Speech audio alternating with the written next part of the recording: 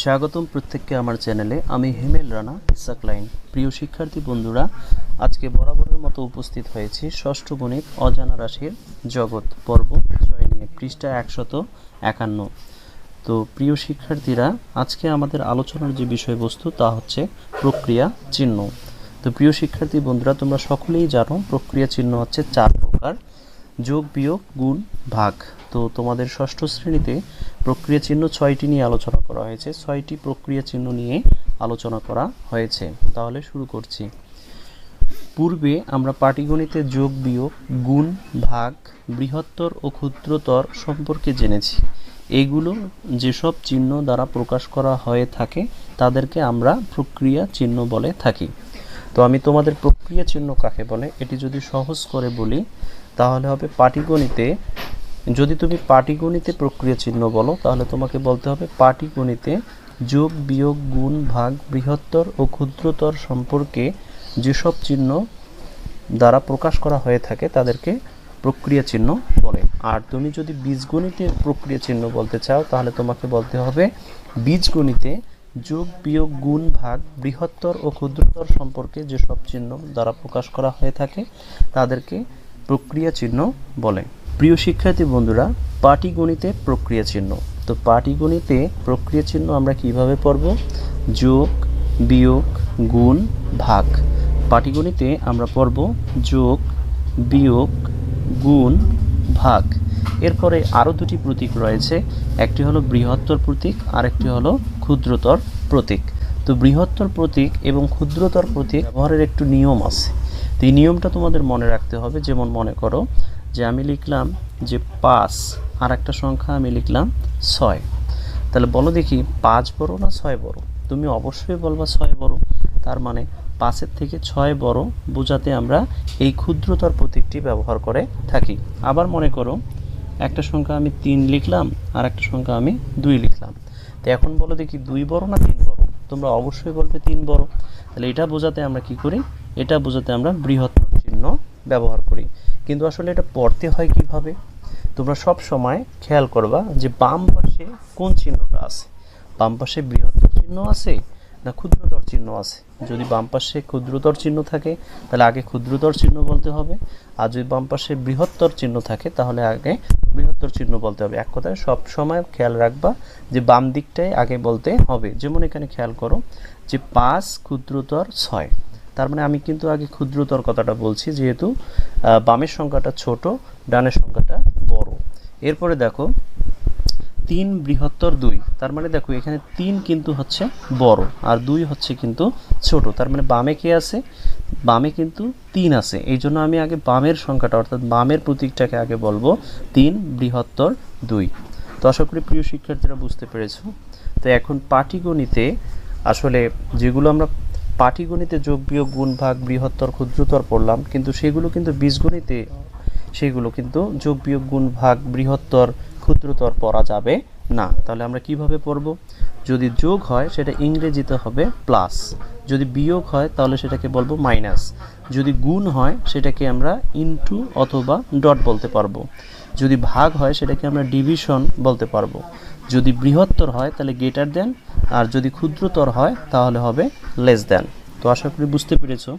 তাহলে আমরা বুঝলাম যে প্রক্রিয়া চিহ্ন কাকে বলে, প্রক্রিয়া চিহ্ন কত প্রকার ও কি কি। প্রক্রিয়া চিহ্ন কাকে বলে? পাটিগণিতে কিংবা বীজগণিতে যোগ, বিয়োগ, গুণ, ভাগ, বৃহত্তর ও ক্ষুদ্রতর সম্পর্কে যেসব চিহ্ন প্রকাশ করা হয়ে থাকে তাদেরকে আমরা বলি প্রক্রিয়া চিহ্ন। তো প্রক্রিয়া চিহ্ন আসলে 4 প্রকার: যোগ, বিয়োগ, গুণ, ভাগ। তবে বর্তমানে তোমাদের যে বইয়ে দেওয়া আছে, তো এখানে আমরা বুঝতে পারতেছি যে প্রক্রিয়া চিহ্ন হচ্ছে 6টি: যোগ, বিয়োগ, গুণ, ভাগ, বৃহত্তর, ক্ষুদ্রতর। আর ইংলিশে হবে প্লাস, মাইনাস, ইনটু বা ডট, ডিভিশন, গ্রেটার দেন এবং লেস দেন। প্রিয় শিক্ষার্থী বন্ধুরা, এখন আমরা জানব প্রক্রিয়া চিহ্নের প্রয়োগ। প্রক্রিয়া চিহ্নের প্রয়োগ বলতে আমরা কি বুঝি? প্রক্রিয়া চিহ্নের প্রয়োগ বলতে কোথায় কোথায় এই প্রক্রিয়া চিহ্ন ব্যবহার করা হয়ে থাকে। তো প্রক্রিয়া চিহ্ন আমরা জানলাম যোগ, বিয়োগ, গুণ, ভাগ, বৃহত্তর এবং ক্ষুদ্রতর। কিন্তু এখানে প্লাস এবং মাইনাসের কথা বলা হয়েছে যে এমন একটি উপকরণের নাম বলতে পারবে যেখানে প্লাস এবং মাইনাস চিহ্ন দুইটি ব্যবহার করা হয়? ছবির বস্তু দুইটির নাম নিশ্চয়ই বলতে পারবে। তোমাদের পাশে যে একটা দুইটা চিত্র দেখতে পাচ্ছ। তো সেই চিত্র আমরা আমাদের সবার পরিচিত। এই চিত্রটি হচ্ছে একটা ব্যাটারির। তো ছবির বস্তু দুইটির নাম নিশ্চয়ই বলতে পারবে। তো চিত্রে যে বস্তু দুটি তোমরা দেখতে পাচ্ছ, তো বস্তু দুটি হচ্ছে ব্যাটারি। ভেবে দেখো তো এটি কোথায় কোথায় ব্যবহার করা হয়। আমরা যে এই ব্যাটারি দেখতে পাচ্ছি, তো আসলে এই ব্যাটারি কোথায় কোথায় ব্যবহার করা হয় আমরা সকলেই জানি। যেমন মনে করো আমরা দেওয়াল ঘড়িতে এই ব্যাটারি ব্যবহার করি, অথবা রিমোটে আমরা এই ব্যাটারি ব্যবহার করে থাকি, আবার রেডিওতে এই ব্যাটারি আমরা ব্যবহার করে থাকি। তো এরকম বিভিন্ন যন্ত্রপাতিতে কিন্তু আমরা এই ব্যাটারি ব্যবহার করে থাকি। আর কোনো বস্তুর নাম বলতে পারবে যেখানে আমাদের প্রক্রিয়া চিহ্ন ব্যবহার করা হয়? তো এই ব্যাটারিতে কিন্তু দুইটা প্রান্ত থাকে, একটা হচ্ছে ধনাত্মক প্রান্ত আর একটা হচ্ছে ঋণাত্মক প্রান্ত। তো এই যে প্রান্তটা দেখতে পাচ্ছ এটা হচ্ছে ধনাত্মক, আর এই যে প্রান্তটা দেখতে পাচ্ছ এটা হচ্ছে ঋণাত্মক। তার মানে এখানে প্লাস এবং মাইনাস চিহ্ন ব্যবহার করা হয়। তো এই প্লাস এবং মাইনাসই হচ্ছে প্রক্রিয়া চিহ্ন। তো এই প্রক্রিয়া চিহ্নের ব্যবহার তোমরা সকলেই জানো। তো এটা তো খুবই ইজি, তাই না? এবার চলো বিভিন্ন প্রক্রিয়া চিহ্ন ব্যবহার করে এক্স ও ওয়াই চলক দুইটির মধ্যে নানা রকম সম্পর্ক নিচের ছকে তৈরি করি। তো এক্স এবং ওয়াই চলক, তোমরা সকলেই জানো চলক কাকে বলে। চলক হলো এমন একটি বীজগণিতীয় রাশি যার মান নির্দিষ্ট নয়, যা বিভিন্ন মান ধারণ করতে পারে, তাই হচ্ছে চলক। আর আমরা চলক ব্যবহার করে থাকি অজানা রাশি নির্দেশ করতে। প্রিয় শিক্ষার্থী বন্ধুরা, ক্রমিক নম্বর দেখতে পাচ্ছ। ক্রমিক নম্বর 1, ক্রমিক নম্বর 2, ক্রমিক নম্বর 3, ক্রমিক নম্বর 4, ক্রমিক নম্বর 5, ক্রমিক নম্বর 6, ক্রমিক নম্বর 7। তো এই 7টা ক্রমিকে তোমাদের কি বোঝানো হয়েছে? এক্স ও ওয়াই এর মধ্যকার সম্পর্ক কথার মাধ্যমে, আর একটা হচ্ছে এক্স ও ওয়াই এর মধ্যকার সম্পর্ক প্রক্রিয়া চিহ্নের মাধ্যমে। তো আমরা একটা